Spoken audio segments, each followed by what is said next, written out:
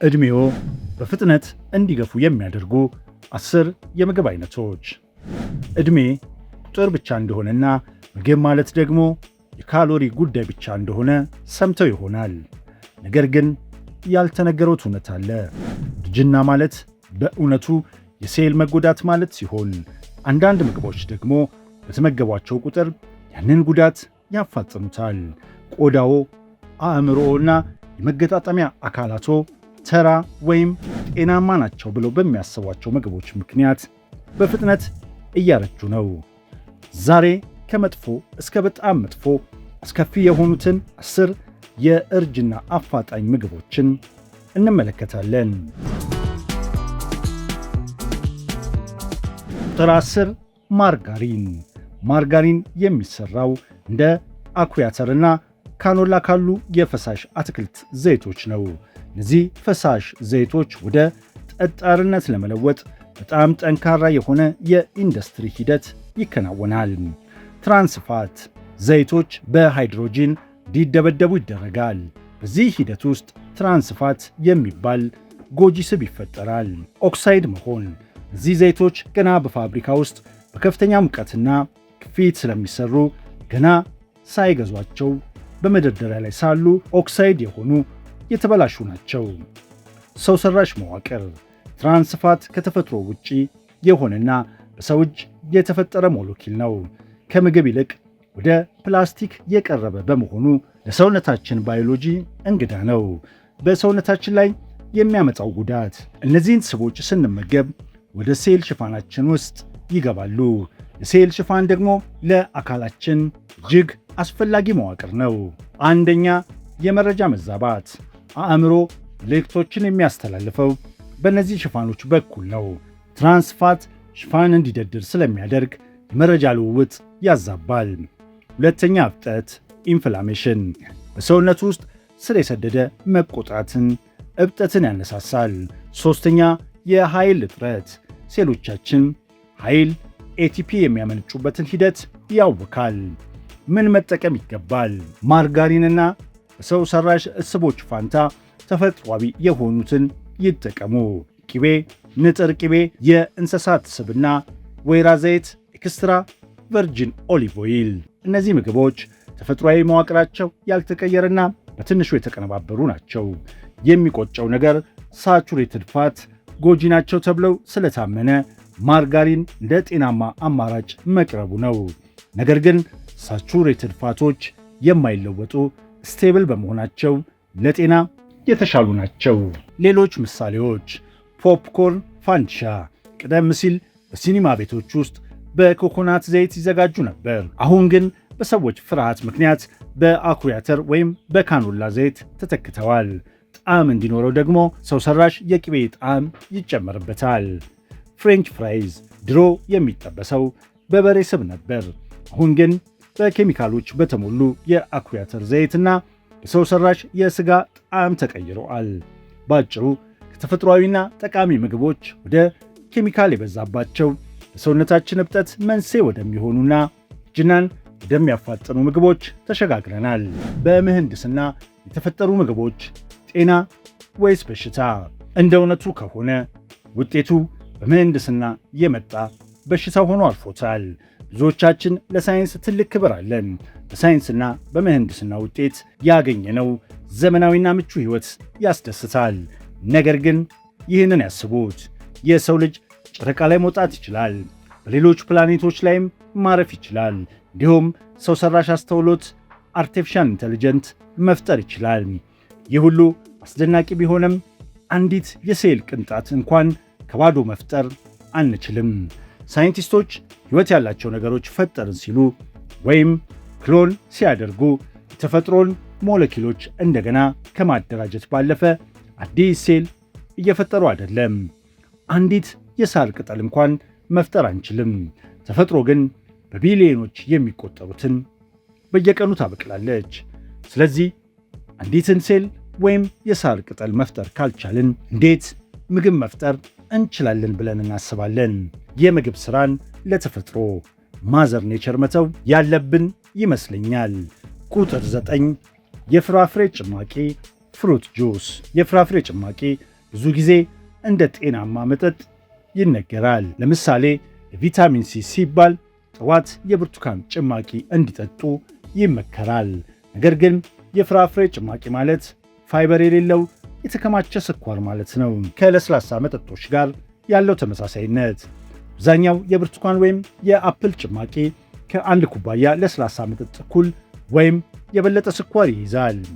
የመለያ ሌብል ስህተቶች በጭማቂ ማሸጊያ ላይ ተጨማሪ ስኳር የሌለው ዜሮ አድድ ሹገር የሚል ጽሑፍ ቢኖርም ትርጉም የለውም። ምክንያቱም በውስጡ ያለው ግሉኮስና ፍሩክቶስ እኛ ልንወስደው ከማይገባን ተራ ስኳር ጋር አንድ አይነት ሞለኪል ናቸው። በሰውነት ላይ የሚያመጣው ጉዳት ፋይበር የሌለው የተከማቸ ጭማቂ ስንጠጣ የሚከተሉት ነገሮች ይፈጠራሉ። አንደኛ፣ ደም ስኳር መጨመር። በደም ውስጥ ያለው የግሉኮስ መጠን በከፍተኛ ሁኔታ እንዲጨምር ያደርጋል። ይህም የኢንሱሊን ሆርሞንን እንዲበዛ ያደርጋል። ሁለተኛ፣ ለጉበት በሽታ መንስኤ። በጭማቂ ውስጥ ያለው ከፍተኛ የፍሩክቶስ መጠን ለነን አልኮል ፋቲ ሊቨር ዲዚዝ ዋነኛ መንስኤ ነው። ሶስተኛ፣ ግላይኬሽን። በደም ውስጥ ያለው ግሉኮስ ከፕሮቲኖች ጋር ተጣብቀው አድቫንስድ ግላይኬሽን ኤንድ ፕሮዳክትስ ኤጂኢኤስ የተባሉ ንጥረ ነገሮችን ይፈጥራል። እነዚህ ንጥረ ነገሮች እርጅናን በከፍተኛ ሁኔታ የሚያፋጥኑ ሲሆን በሕይወት ዘመናችን ሁሉ በሰውነታችን ውስጥ ይከማቻሉ። መፍትሄው ምንድን ነው? በኢንዱስትሪ የተመረቱ ጭማቂዎችን ከመጠጣት ይልቅ አልፎ አልፎ ሙሉውን ፍራፍሬ ሆል ፍሩት በመጠኑ መመገብ ይሻላል። ጭማቂ መጠጣት ካማሮት ደግሞ በስኳር መጠናቸው ዝቅተኛ በንጥረ ነገር የበለጸጉ የአረንጓዴ ቅጠላቅጠል ጭማቂዎችን ግሪን ጁስ ይምረጡ። ቁጥር 8 የሰላጣ ማጣፈጫ ሳላድ ድሬሲንግ። ሰላጣ እጅግ ጤናማ ምግብ እንደሆነ ይታወቃል። ነገር ግን የምንጨምርባቸው ማጣፈጫዎች ነገሩን ይቀይሩታል። አብዛኞቹ በፋብሪካ የሚዘጋጁ ማጣፈጫዎች የሚሰሩት እንደ አኩሪ አተርና ካኖላ ካሉ ከፍተኛ ሂደት ካለፉ ዘይቶች ነው። የስኳር ክምችት በአንዳንድ ማጣፈጫዎች ውስጥ እስከ 1/3 የሚደርሰው ይዘታቸው ስኳር ወይም ከፍተኛ የፍሩክቶስ በቆሎ ሲረፕ ነው። እብጠትና እርጅና። እነዚህ ዘይቶች በኦሜጋ 6 የበለጸጉ በመሆናቸው በሰውነት ውስጥ እብጠት ኢንፍላሜሽን እንዲፈጠር ያደርጋሉ። በተጨማሪም ዘይቶቹ ኦክሳይድ ስለሆኑ እርጅናን የሚያፋጥኑ ፍሪ ራዲካልስ ይፈጥራሉ። ዝቅተኛ ስብ ሎፋት የሚለው ማታለያ። ሰዎች ስብ ስለሚፈሩ ፋብሪካዎች ስብ የሌላቸው ማጣፈጫዎችን ያመርታሉ። ነገር ግን ስቡ ሲወጣ ጣዕሙን ለመጠበቅ ሲሉ በምትኩ ከፍተኛ ስኳርና ኬሚካሎች ይጨምሩበታል። መፍትሄው ከመደብር የሚገዙ ከሆነ የአቮካዶ ዘይት ያላቸውን ይምረጡ። ከሁሉ የተሻለው ግን የራስዎን ማጣፈጫ ማዘጋጀት ነው። የወይራ ዘይት፣ ኤክስትራ ቨርጂን ኦሊቭ ኦይል፣ ኮምጣጤ፣ ጨው፣ ቁንዶ በርበሬና ነጭ ሽንኩርት በመጠቀም ጤናማ ማጣፈጫ ማዘጋጀት ይችላሉ። ሰባተኛ የቁርስ እህሎች ማስታወቂያዎች የቁርስ እህሎች እንደ ኮርን ፍሌክስ ያሉ ጤናማ የጠዋት ምግብ እንደሆኑ አድርገን እንድናምን አድርገውናል። ነገር ግን እውነታው ሌላ ነው። የተፈተገ እህል እነዚህ ምግቦች አብዛኛውን ጊዜ ከበቆሎ፣ ከስንዴ ወይም ከአጃ የሚሰሩ ሲሆን በፋብሪካ ሂደት ውስጥ አልፈው ለነጭ ዱቄት ይሆናሉ። ይህ ደግሞ በደም ውስጥ ያለውን የስኳር መጠን በፍጥነት እንዲጨምር ያደርጋል። የማበልጸግ ፎርቲፊኬሽን ማታለያ። ፋብሪካዎች በቪታሚን አበልጽገነዋል ይላሉ። ይህ ማለት ግን መጀመሪያ በሂደት ውስጥ ዋናውን የተፈጥሮ ነገር ነጥቀውታል።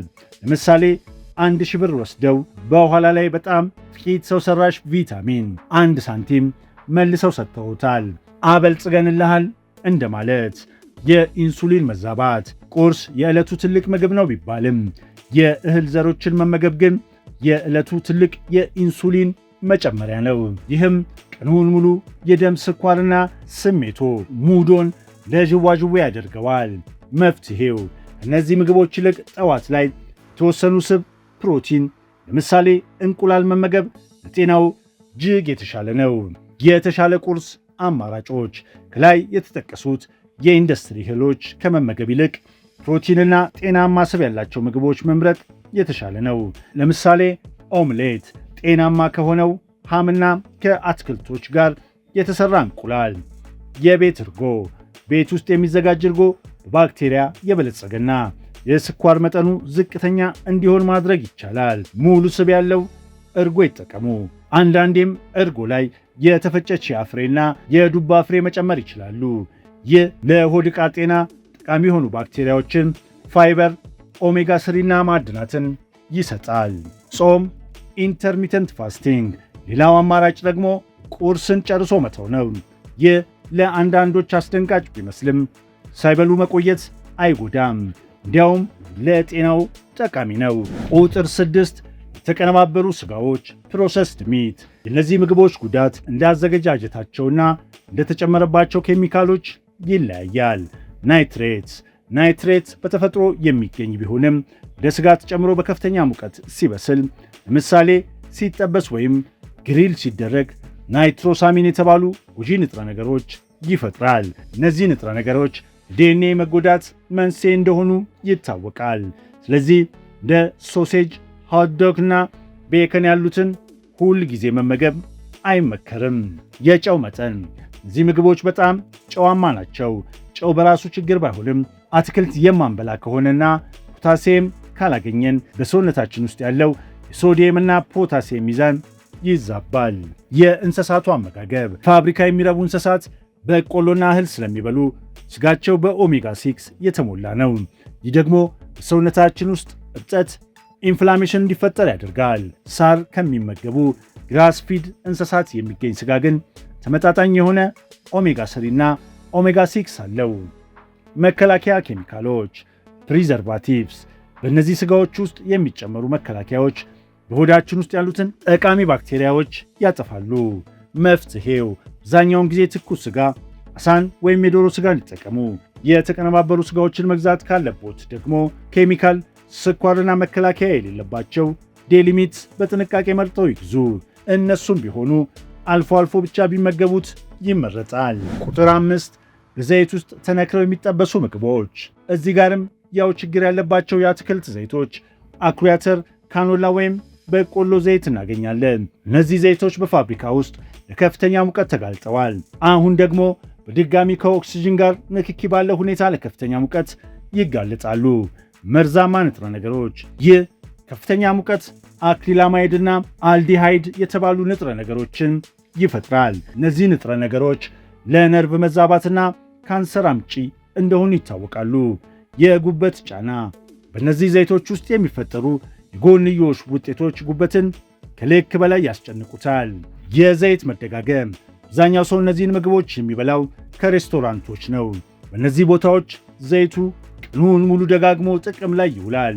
ዘይቱ በበሰለ ቁጥር ትራንስፋትና ፍሪ ራዲካልስ እየጨመሩ ስለሚሄዱ እርጅናን በከፍተኛ ሁኔታ ያፋጥናሉ። መፍትሄው በዘይት ከመጥበስ ይልቅ በኤር ፍራይድ በምድጃ ኦቨን ውስጥ በማብሰል ወይም በመጥበሻ በትንሽ ዘይት ማብሰል ይሻላል። ለመጥበሻነት ደግሞ እንደ ቅቤ፣ ኮኮናት ዘይት ወይም አቮካዶ ዘይት ያሉ ጤናማ ስቦችን ይጠቀሙ። ቁጥር 4 የተጋገሩ ጣፋጮች እንደ ኬክ፣ ማፍንና ፔስትሪ ያሉ ምግቦች ከሶስት አቅጣጫ ጥቃት ይሰነዝሩብናል። በውስጣቸው ነጭ ስኳር፣ ነጭ ዱቄትና ነጭ የተቀነባበረ ዘይት ይይዛሉ። እነዚህ ምንም አይነት ጠቃሚ ንጥረ ነገር የሌላቸው ቆሻሻ ምግቦች ናቸው። ጥምር ጉዳት በሙቀቱ ምክንያት የሚፈጠረው ቀለም ብራውኒንግ አድቫንስድ ግላይኬጅን ኢንድ ፕሮዳክት AGEs እንዲፈጠር ያደርጋል። ይህም እርጅናን ያፋጥናል። መጥፎ ስቦች በእነዚህ ስቦች ውስጥ የሚጨመሩ ማርጋኒንና ሾርትኒንግ ከፍተኛ ትራንስፋት ይይዛሉ። በምርቱ ማሸጊያ ላይ ሃይድሮጀኔትድ የሚል ቃል ካዩ ትራንስፋት እንዳለው ይወቁ። ፍሮስቲንግ በኬኮች ላይ የሚቀባው ክሬም። ፍሮስቲንግ ደግሞ ሌላኛው የትራንስፋት ምንጭ ነው። በጣም የሚያስፈራው ነገር በሆቴሎች በቁርስ ግብዣዎች ላይ እንደ ማፍን ያሉ ምግቦች በብዛት መቅረባቸውና ሰዎችም ለጤናማ ምግብ ማየታቸው ነው። ቁጥር 3 ጣፋጭ መጠጦች ሹገር ድሪንክስ። እዚህ ጋር የምናወራው ስለ ለስላሳ መጠጦች፣ የኃይል ሰጪ መጠጦች፣ ኢነርጂ ድሪንክስ እና አሁን ላይ በጣም እየተለመዱ ስለመጡ ጣፋጭ የቡና መጠጦች ነው። እነዚህ መጠጦች በስኳር የተሞሉ ናቸው። የመጥገብ ስሜት አለመስጠት። እነዚህ መጠጦች ስኳርና ውሃ ብቻ ስለሆኑ በጭራሽ የእርካታ ወይም የመጥገብ ስሜት አይሰጡትም። ፈጣን ስርጭት፣ ስኳሩ በፈሳሽ መልክ ስለሆነ በሰውነታችን ምንም ሳይዘገይ ወዲያውኑ ወደ ደም ውስጥ ይገባል። ንጥረ ነገሮችን መዝረፍ፣ ሰውነታችን ስኳርን ወደ ኃይል ለመቀየር የቪታሚን ቢ ክምችት ያስፈልገዋል። እዚህ መጠጦች ግን ምንም አይነት ንጥረ ነገር ስለሌላቸው ሰውነታችን ስኳሩን ለማቀነባበር በውስጡ ያለውን የቪታሚን ክምችት እንዲጠቀም እንዲበደር ያስገድዱታል። ይህም ሰውነቶ በንጥረ ነገር እንዲደህይ ያደርገዋል። ሱስ ማስያዝ፣ እዚህ መጠጦች ሱስ የሚያስይዙ በመሆናቸው ሰዎች ቀኑን ሙሉ እየተጎነጩ እንዲውሉ ያደርጋሉ። ይህንን እንደ ፈሳሽ ስኳር ወይም እንደ እርጅና አፋጣኝ ንጥረ ነገር ሊመለከቱት ይገባል። ቁጥር 2 ከፍተኛ የፍሩክቶስ በቆሎ ሲራፕ። ይህ ንጥረ ነገር በሺዎች በሚቆጠሩ የተቀነባበሩ ምግቦች ውስጥ የሚገኙ ሲሆን ብዙ ጊዜ በተሳሳተ መንገድ እንረዳቸዋለን። ከስኳር ጋር ያለው ልዩነት ተራ ስኳር 50% ፍሩክቶስ እና 50% ግሉኮስ ይይዛል። የበቆሎ ሲረፕ ግን የፍሩክቶስ መጠኑ ከፍ ያለ ነው። 55% ፍሩክቶስ እና 45% ግሉኮስ። የጉበት ጫና፣ ግሉኮስ በሁሉም የሰውነታችን ሴሎች ውስጥ ሊቀነባበር ይችላል። ፍሩክቶስ ግን በጉበት ብቻ ነው ሊቀነባበር የሚችለው። ይህም ጉበት ላይ ከፍተኛ ጫና ይፈጥራል። ዩሪክ አሲድና እብጠት፣ ፍሩክቶስ በሰውነት ውስጥ የዩሪክ አሲድ መጠን እንዲጨምር ያደርጋል። ይህም ደግሞ ለመገጣጠሚያ ህመምና ለተለያዩ የሰውነት እብጠቶች መንስኤ ይሆናል። የእርጅና ፍጥነት፣ ፍሩክቶስ እርጅናን የሚያፋጥኑ ኤጂኢኤስ የተባሉ ንጥረ ነገሮችን ከግሉኮስ በ10 እጥፍ በበለጠ ፍጥነት ይፈጥራል። ባጭሩ የበቆሎ ሲረፕ ያላቸው ምግቦች መመገብ ማለት ሰውነቶ እንዲቆጣ፣ ሴሎቹ በፍጥነት እንዲያረጁ መጋበዝ ማለት ነው። ፍሩክቶስ ደም ስኳርን በቀጥታ አይጨምርም። ኢንሱሊንም ሆነ የመጥገብ ስሜት የሚሰጠውን ሆርሞን አያነሳሳም። ይህ ማለት ፍሩክቶስ ስንወስድ ሰውነታችን መጥገቡን የሚገልጽ ምንም አይነት ምልክት አይሰጥም። ብዙ ሰዎች ከፍተኛ የፍሩክቶስ መጠን በቆሎ ሽሮፕ መጥፎ መሆኑን ሲረዱ፣ ተራ ስኳር ግን የተሻለ ይመስላቸዋል። ነገር ግን ልዩነታቸው በጣም ጠባብ ነው። አንዱ 55% ፍሩክቶስ ሲሆን ሌላኛው 50% አለው። ይህ በትልቅ መዶሻ ወይም በትንሽ መዶሻ ጣቶን ከመመታት ጋር ተመሳሳይ ነው። ሁለቱም ለጣቶ ለጤናው ጎጂ ናቸው። ስለዚህ አንዱ ከአንዱ የከፋ ስለሆነ ብቻ ሌላኛው ጥሩ ነው ብለው እንዳይታለሉ። አንደኛ አልኮል። ቁጥር 1 የእርጅና አፋጣኝ አልኮል ነው። ለዚህም በርካታ ምክንያቶች አሉ። አንደኛ መርዛማነት። አልኮል በእያንዳንዱ የሰውነት ክፍል ላይ ቀጥተኛ ጉዳት የሚያደርስ መርዝ ነው። ሰውነታችን አልኮልን ሲያከፋፍል አሴታል ዲሃይድ የተባለ መርዛማና ካንሰር አምጪ ንጥረ ነገር ይፈጥራል። ሁለተኛ ድርቀት። አልኮል የሽንት መቆጣጠሪያ ሆርሞን ኤዲኤች ስለሚያግድ ከጠጡት ፈሳሽ መጠን በላይ በሽንት መልክ እንዲወጣ ያደርጋል። ይህ ደግሞ ሰውነት በውሃ ጥም እንዲደርቅ ያደርጋል። ሶስተኛ ንጥረ ነገሮችን መጨረስ። ጉበት አልኮልን ለማቀነባበር በሰውነት ውስጥ ያለውን የቪታሚን ቢ፣ ማግኒዥየም እና አንቲኦክሲዳንት ክምችት ጨርሶ ይጠቀማል። የአካል ክፍሎች መጎዳት። ጨጓራና የአንጀት ግድግዳ ይጎዳል። በጉበት ላይ ጫና ይፈጠራል። እንዲሁም የአንጎል ሴሎችን ይገድላል። አምስተኛ የእንቅልፍ ጥራት መዛባት። አልኮል የጠለቀ እንቅልፍ ዲፕ ስሊፕ እና የህልም እንቅልፍ አርኢኤም ስሊፕ ያውካል። በጥልቅ እንቅልፍ ወቅት አንጎል ቆሻሻዎችን የሚያጸዳበት ወቅት ነው። የህልም እንቅልፍ ወቅት ደግሞ አንጎል ትውስታዎችን የሚያደራጅበት ወቅት ነው። አልኮል እነዚህን ሂደቶች በማስተጓጎል አእምሮን በፍጥነት እንዲያረጅ ያደርጋል። ማጠቃለያ፣ አልኮል የማይጠቀሙ ከሆነ በጭራሽ አይጀምሩ። ነገር ግን አልኮል መጠጣት ለብዙዎች ልማድ ወይም ባህል ነው። ሰውነታችን አልኮልን ለመስበር የሚረዳ አልኮል ዲሃይድሮጂኔዝ የተባለ ኢንዛይም ቢኖረውም ከመጠን በላይ መጠጣት ግን እርጅናን የሚያፋጥን ቀዳሚ ምክንያት ነው። በሰውነታችን ውስጥ አልኮልን ለመስበር የሚረዳ የተለየ ኢንዛይም መኖሩ የሰው ልጅ ለአልኮል ከተጋለጠ በጣም ረጅም ዘመን መቁጠሩን ያሳያል። አልኮል በተፈጥሮም የሚገኝ ንጥረ ነገር ነው። በጥሩ ጎኑ ደግሞ አልኮል የተወሰነ የመዝናናት ስሜት ሊሰጥ ይችላል። አልኮል መጠጣት ግዴታ ባይሆንም ማህበራዊ ግንኙነት ለደስታ ሲባል በሰፊው ጥቅም ላይ ይውላል። ለአንዳንድ ሰዎች መዝናናትንና ማህበራዊ መስተጋብርን ስለሚፈጥር በተዘዋዋሪ የጭንቀት መጠን ስትረስን ሊቀንስ ይችላል። ይህ መጠጣት ለመጀመር እንደ ምክንያት ባይሆንም ያለው እውነታ ግን ነው። እዚህ ጋር ዋናው ቁልፍ በመጠኑ መሆኑ ነው። ከአቅም በላይ በጠጡ ቁጥር ለሰውነቶ ሸክም ከመሆኑም በላይ የንጥረ ነገር ክምችቶን ያሟጥጣል። እንደኔ እምነት በአንድ ጊዜ ከ1 እስከ 2 ብርጭቆ ባልበለጠ ሁኔታ በሳምንት ከ3 እስከ 4 ቀናት ወይም ከዛ በታች መጠጣት ደህንነቱ የተጠበቀ ነው። በመጨረሻም እዚህ አይነት ቪዲዮዎችን፣ መረጃዎችን ሲመለከቱ በእያንዳንዱ ነጥብ ላይ ተጨንቀው እንዲረበሹ አልፈልግም። ምክንያቱም እነዚህን ምግቦች እየተመገቡ ረጅም ዕድሜ የኖሩ ሰዎች አሉ። ዋናው ቁልፍ አልፎ አልፎ የሚበሉት ሳይሆን አብዛኛውን ጊዜ የሚመገቡት ምግብ ነው። ሰውነቶ የሚስማማውንና ጠቃሚ የሆነውን ምግብ ይለዩና አዘውትረው ይመገቡ። ከዛ በኋላ አልፎ አልፎ የሚያደርጓቸው ልዩነቶች ኤክሰፕሽንስ በሰውነቱ ላይ ብዙም ጉዳት አያመጡም። ሰብስክራይብ በማድረግና ደወል ምልክቷን በመጫን አዳዲስ መረጃዎችን ይከታተሉ። ቤተሰብ ይሁኑ።